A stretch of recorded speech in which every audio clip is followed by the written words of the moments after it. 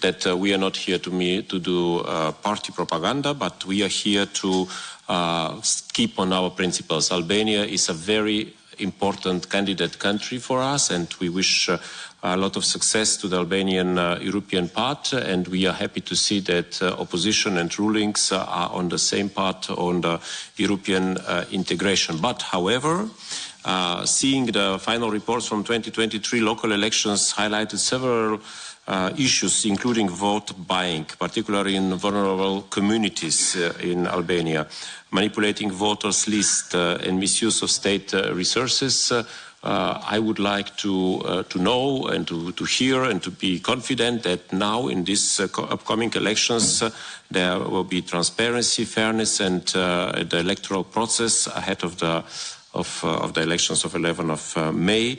And that all political parties, including the opposition and smaller parties, will be treated equally during the campaign. This is basic principles which we apply for all countries within or outside of the European Union, especially candidate countries. But I think the main topic should be for us, is it guaranteed that now the changes in the electoral code, at least that they are minimalize this issues from the report from 2023 on the local elections. This is very important.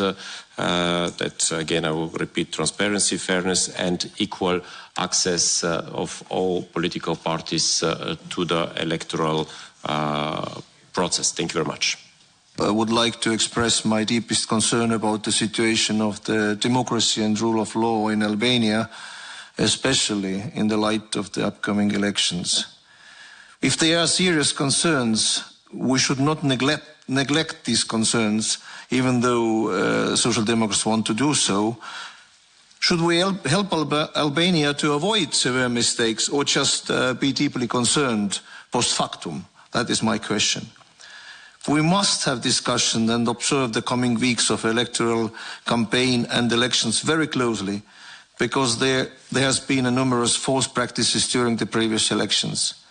Vote buying, manipulated vote lists, and state resource abuse is nothing new for the sitting socialist government. For the EU candidate country, it is not the way to conduct elections. In addition, there is deep-rooted problem with the corruption.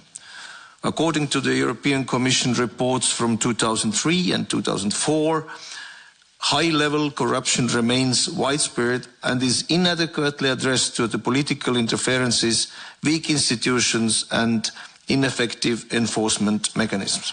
How can the EU and its institutions push the sitting government towards respecting the basic principles of the rule of law, and how can the institutions encourage the fight against the corruption?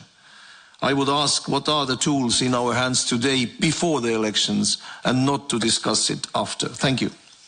Just a small, quick comment and two questions. The comment is that I understand the concerns of some members of this chamber with holding a committee meeting before elections, but we're not exactly 2 weeks from the elections. We're more than a month before the election.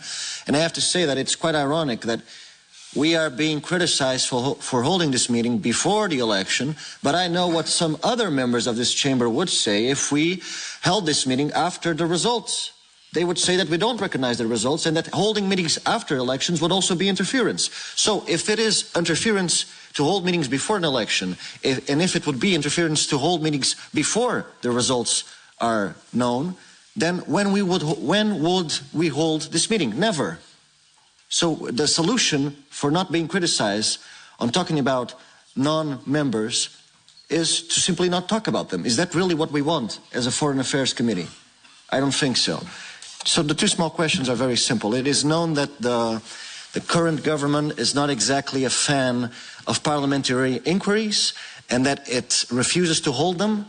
I would just like to know if this is a point of principle, if this is a habit, or if there's something that they simply don't want to talk about. Why don't they have parliamentary inquiries when their law supposedly allows the parliament the Albanian parliament to hold them? And my second question is for all the speakers who I thank for being with us today and for participating on this meeting. My question is very simple.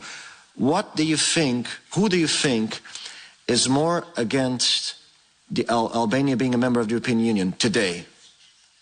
The Kremlin or the White House? Thank you.